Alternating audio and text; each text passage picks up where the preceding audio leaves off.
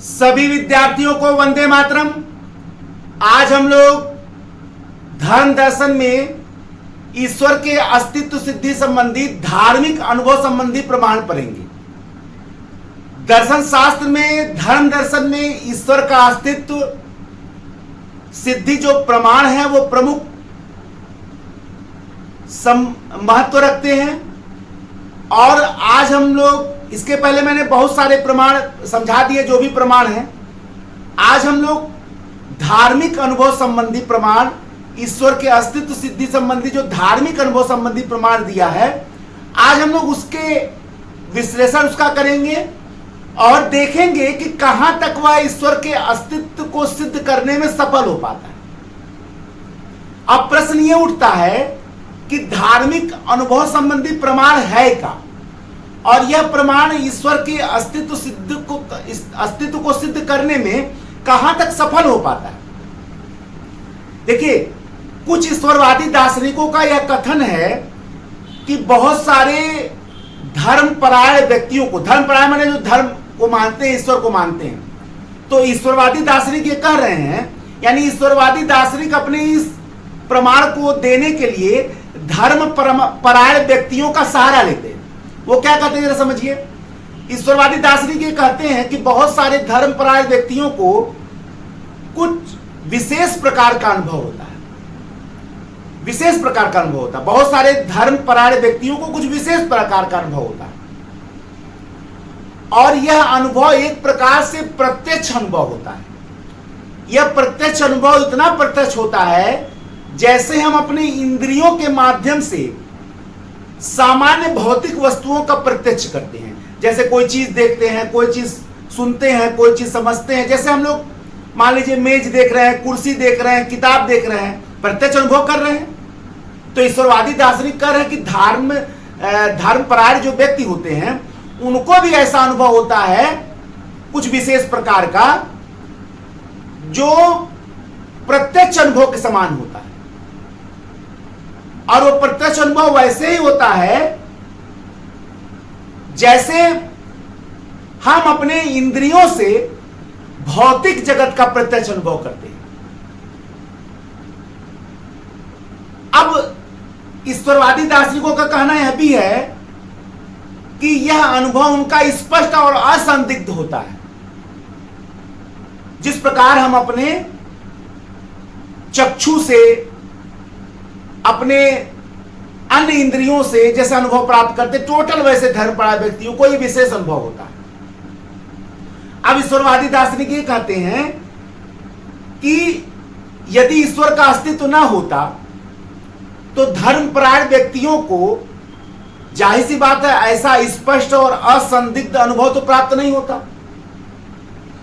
तो धर्मपरायण व्यक्तियों के इस विशेष धार्मिक अनुभव से यह स्पष्ट और असंदिग्ध रूप से सिद्ध होता है कि ईश्वर की सत्ता है, ईश्वर का अस्तित्व है। क्योंकि यदि ईश्वर का अस्तित्व न होता तो धर्मपरायण व्यक्तियों को ईश्वर का ऐसा असंदिग्ध और स्पष्ट प्रत्यक्ष अनुभव प्राप्त नहीं होता। अब यहां यह समझने वाली बात है, यहां यह समझने वाली बात है कि यहां ईश्वरवादी दार्शनिकों ने धर्मपरायण व्यक्तियों के विशेष अनुभव को ईश्वर का अनुभव मान लिया है और उसको एक प्रत्यक्ष अनुभव माना है। भाई देखिए, सामान्य मानव जो ईश्वर का में विश्वास रखता है वो तो ऐसी ऐसी भावनाएं, ऐसी ऐसी आस्थाएं रखता है जो लगता है कि ईश्वर प्रकट है। मैं उनकी आस्था पर कोई तर्क नहीं कर सकता। दर्शन शास्त्र का ये लेक्चर है, कोई सामान्य धर्म का लेक्चर नहीं है। कई बार मैंने देखा कि मैं दर्शन शास्त्र का लेक्चर देता हूं तो बहुत सारे विशेष धार्मिक लोग उसको किसी विशेष धर्म से संबंधित मान लेते हैं। भाई ये दर्शन शास्त्र, ये फिलॉसफी है, और जो यहां डिस्कशन हो रहा है वो सिविल सर्विसेज के यानी आईएएस के ऑप्शनल फिलॉसफी का लेक्चर है। आप इसको किसी सामान्य लेक्चर में समाहित मत करें। हाँ, ये ठीक है कि कोई सामान्य व्यक्ति दर्शन शास्त्र को समझने के लिए दर्शन शास्त्र में जो रुचि रखते वो उसको पढ़ सकते, बिल्कुल। लेकिन ये दर्शन शास्त्र के क्षेत्र में, विषय क्षेत्र का ये लेक्चर है किसी सामान्य धर्म का ये लेक्चर नहीं है। यहां आस्था की बात नहीं होती, यहां तर्क का बात होता है, यहां विश्लेषण का बात होता है, यहां प्रमाण का बात होता है। क्योंकि दर्शन शास्त्र सत्य का बौद्धिक अन्वेषण होता है।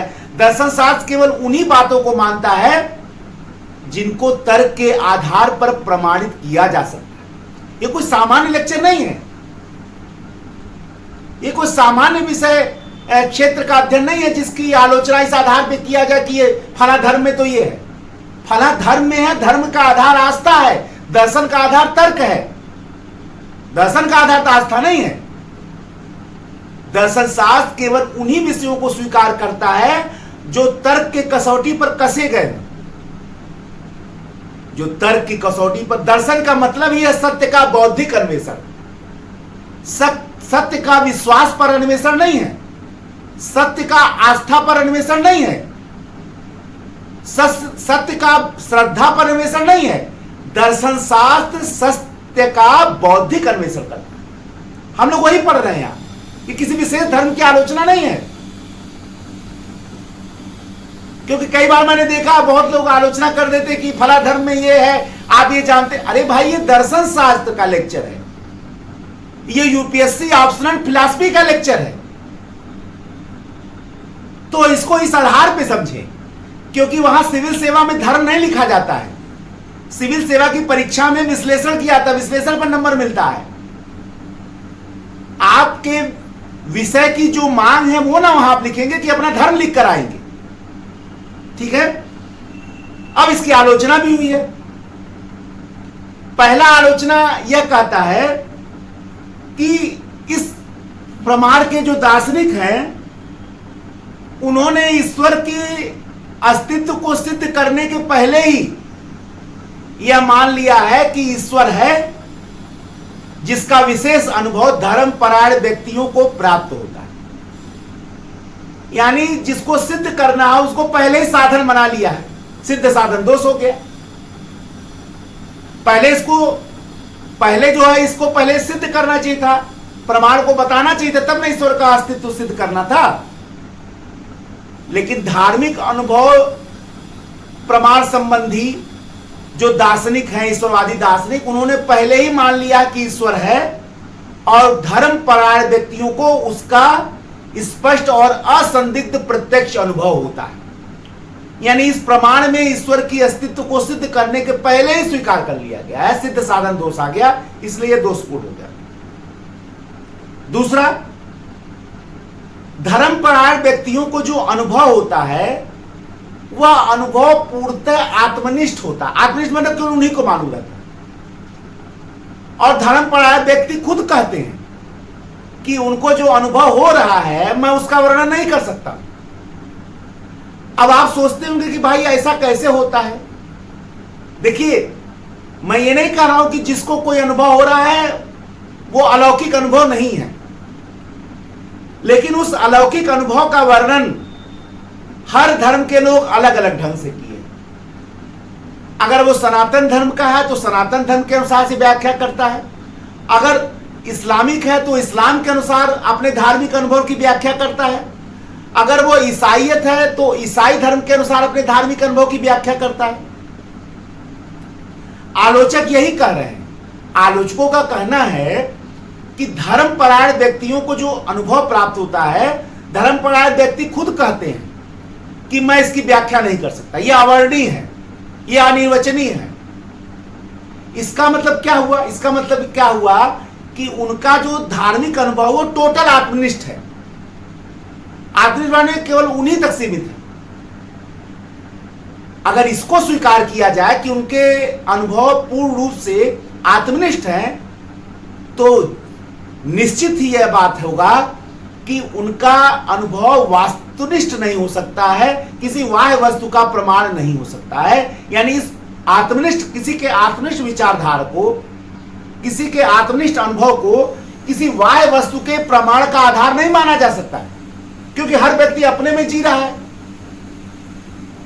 हर व्यक्ति की अपनी सोच है, हर व्यक्ति का अपना अनुभव है और वह अनुभव सबको अलग अलग हो रहा है। भाई अगर सबको एक अनुभव हो तो माना जाए कि भाई यहां किसी ऐसे वस्तु का अनुभव हो रहा है जो बाहर है।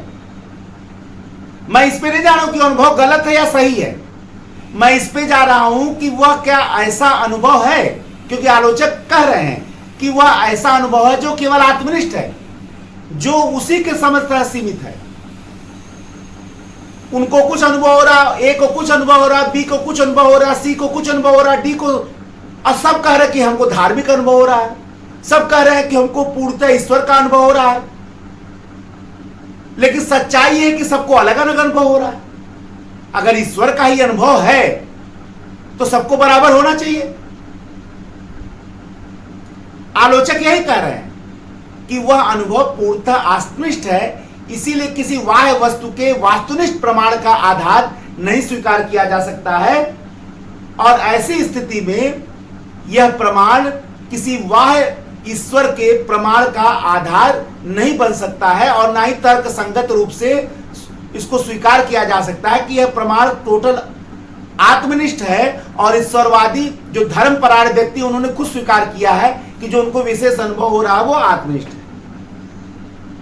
दूसरी आलोचना हो गई।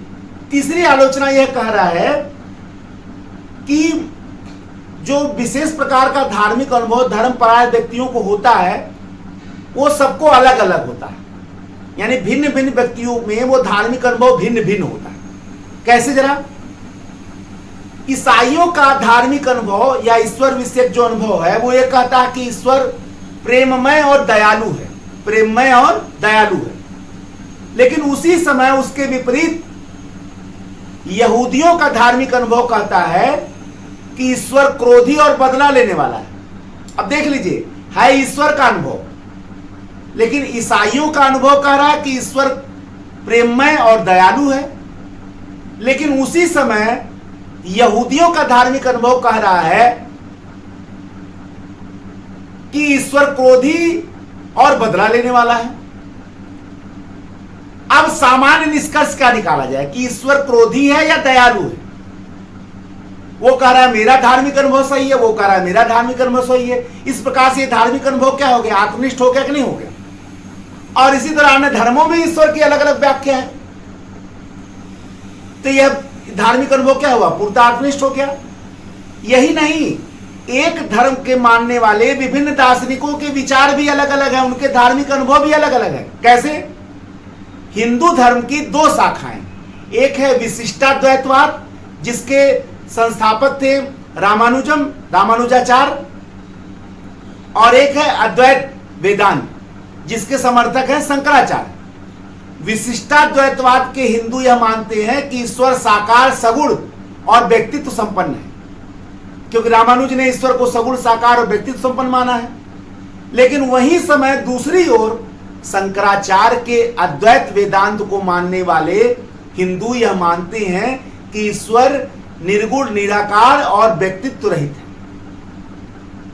ठीक है, यानी एक ही धर्म के विभिन्न विचारधाराओं को स्वीकार करने वाले लोगों के भी धार्मिक अनुभव अलग अलग। तो इससे तो यही सिद्ध होता है कि ईश्वर विषयक जो धार्मिक अनुभव है वह पूर्णतः आत्मनिष्ठ है, वह उस व्यक्ति तक सीमित हो जाता है, वह किसी सामान्य वस्तु के प्रमाण का आधार नहीं माना जा सकता है। इसका मतलब वह ईश्वर के प्रमाण को का आधार नहीं माना जा सकता है।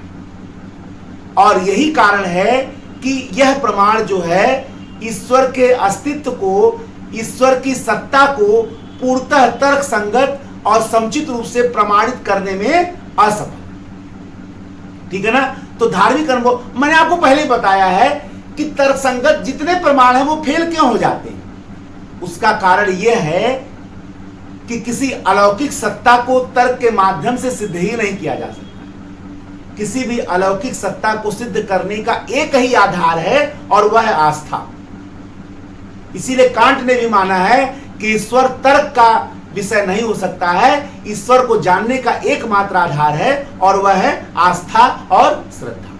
यही कारण है धर्म का आधार कभी तर्क नहीं होता है। धर्म का आधार हमेशा क्या होता है? आस्था होता है। धर्म का आधार हमेशा आस्था, हमेशा विश्वास होता है, श्रद्धा। एक नए लेक्चर के साथ मैं आपके समक्ष पुनः उपस्थित होऊंगा। तब तक के लिए जय हिंद, जय भारत, वंदे मातरम, धन्यवाद।